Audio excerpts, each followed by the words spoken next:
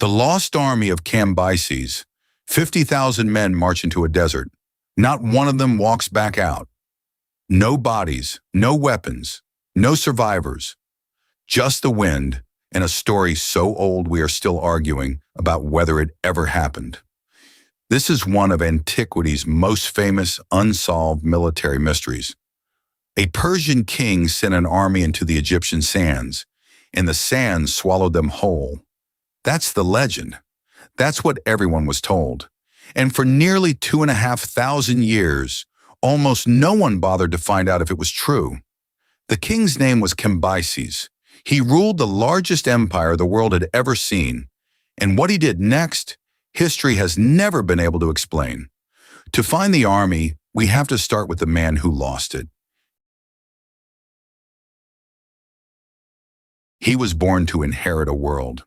Cambyses was the second king of kings of the Persian Empire, the son of Cyrus the Great, the founder of an empire that already stretched from Anatolia across the Iranian plateau and into Mesopotamia. His mother, by one ancient account, was a noble woman named Cassandane. By the time his father died, Cambyses had already been running the affairs of northern Babylon and had been named co-ruler. He inherited a world, and then he reached for more. In 525 BC, he marched on Egypt. At a place on the eastern edge of the Nile Delta, he met the Egyptian pharaoh in battle and broke his army. The pharaoh's name was Psamtik. His children were killed.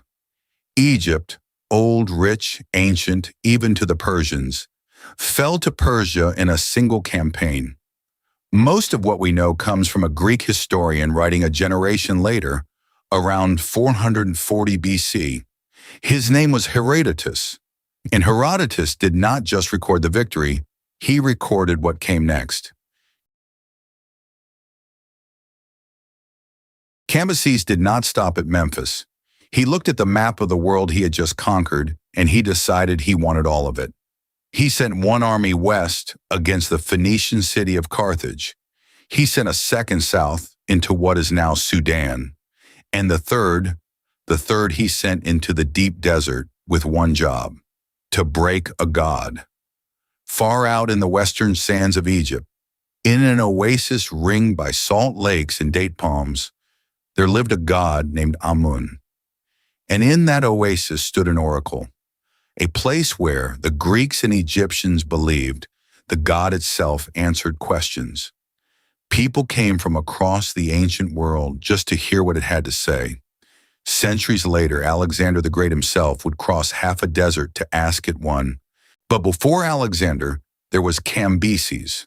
And according to the story, the oracle at Siwa had said something Cambyses could not forgive. It had refused to call him the rightful ruler of Egypt. So he sent 50,000 men to silence it. They marched into the dunes, and the dunes never gave them back. From the great southern city of Thebes, the army set off, with local guides, into a landscape no Persian had ever crossed. Their orders were simple. March to the oasis of Siwa in the far western desert. Destroy the oracle. Kill the people who served it.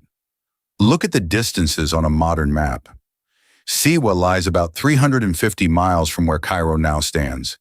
It sits between the Qattara Depression and the Great Sand Sea, a stretch of dunes so empty you can fly over it for hours and see nothing move. The army marched 7 days from the river into that emptiness, Herodotus tells us. They reached one oasis on the way, a green island in the dust, and rested there. Then they walked back into the sand, and here is where the story stops and the mystery begins. Because beyond that point, Herodotus says, no further trace of the army was ever reported except by the people of the oasis itself. When the Persians did not arrive, the Greeks went looking for answers, and the story the priests of the oasis told them is the one we still tell today. The army had been eating its midday meal, the priest said. A great wind rose from the south, and the sand came down on them in heaps and buried them. Every man, 50,000 soldiers, gone in an afternoon. It is a story that has lived for almost 2,500 years. Herodotus put it in the third book of his histories. It is the explanation the world has inherited. There is only one problem with it. Almost nothing about it adds up. Start with the desert itself. Sandstorms do happen there, fierce ones, but bearing 50,000 armed men with all their gear and their pack animals, completely with no trace ever found? Modern historians have been quietly skeptical for a long time, and 3 Iranian archaeologists have publicly said the Greek story should not be believed at all. A storm of that size leaves something. Bone, bronze, the shape of a column under a dune. The Western Desert is not a kind place, but it does not erase armies cleanly. Then there is the matter of who is telling the story. Herodotus did not see it. He was writing 2 generations after the fact in a different country from people who got it from other people who got it from priests in an oasis at the edge of the known world. He is a brilliant source. He is also here just passing on what the locals said. And he tells us something else. He tells us in passing that Cambyses was a man who, by the time he reached Egypt, was already losing his mind. A king who slaughtered sacred animals. A king who tore open the tomb of a dead pharaoh and burned the body. Whether any of that is true, and a lot of modern scholars now doubt it, is its own argument. But it tells you something about the way Herodotus understood Cambyses. The lost army fits a story he was already telling. A mad king, broken by the desert. A god defending its own house. The more carefully you read it, the less it sounds like a report, and the more it sounds like a cover. For 2,000 years, no one had any way to test it. And then just over a decade ago, 2 Italian archaeologists, twin brothers who had spent years working in the deserts of North Africa, announced that they had found it. In November of 2009, they said they had discovered, in the western Egyptian desert, hundreds of bleached human bones and skulls, scattered with bronze weapons and small pieces of jewelry. They believed they had found the lost army of Cambyses. The story went around the world. The Times of London, NBC, Time magazine. The kind of headline you only get once in a generation. There was a problem. Egypt's own Antiquities Authority denied it almost immediately. Other scholars looked at the photographs and asked the obvious questions. Where was the proof these bones were Persian? Where were the inscriptions? Where was anything actually dated? Within months, what had looked like the discovery of a century quietly fell apart. The bones are still out there. So is the desert. But almost no one in the field now believes those bones were the army. The discovery was a dead end. The mystery sat exactly where it had been before. But while the world was arguing about bones in one desert, the real answer was already coming out of the ground in another. But here's the strange part.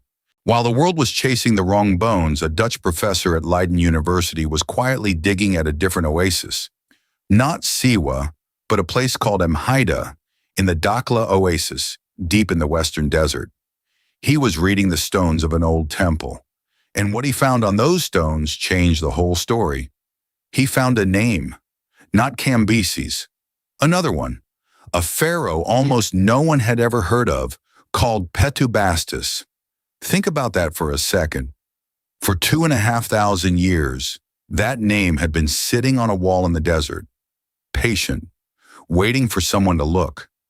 The temple had been built in this remote oasis, in this pharaoh's name. The blocks listed his royal titles in full. He had crowned himself. He had set up a kingdom out here in the middle of nowhere.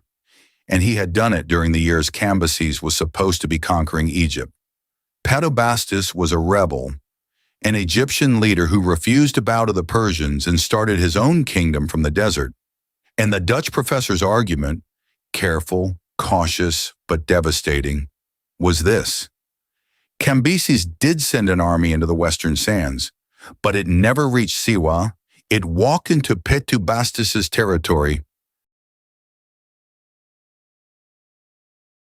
and it lost. If he is right, and he is careful to say his case is built on texts, not on bodies, then the sandstorm was never the answer.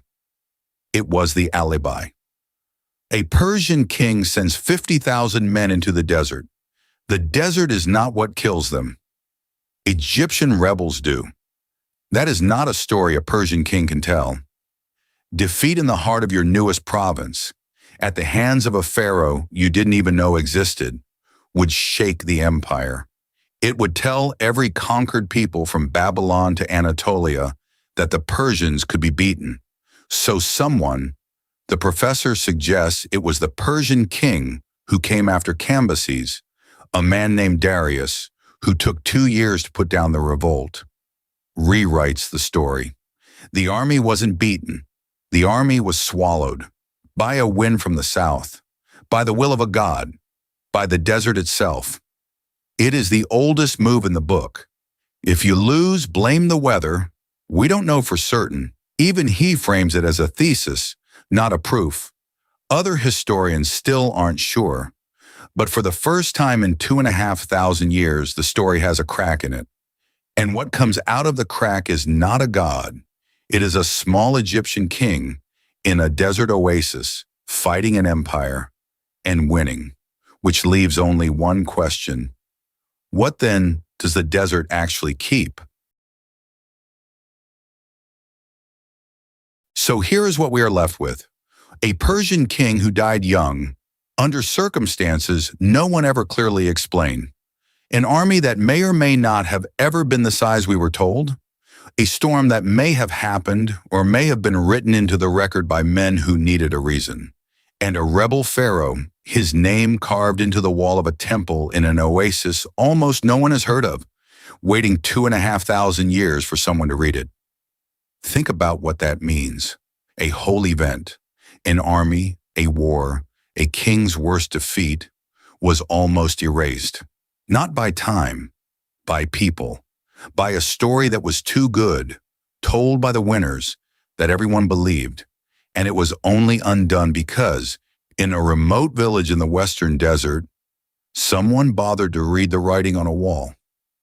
That is what the past actually is, not what the strongest voice in the room said happened, what the stones very quietly refused to forget.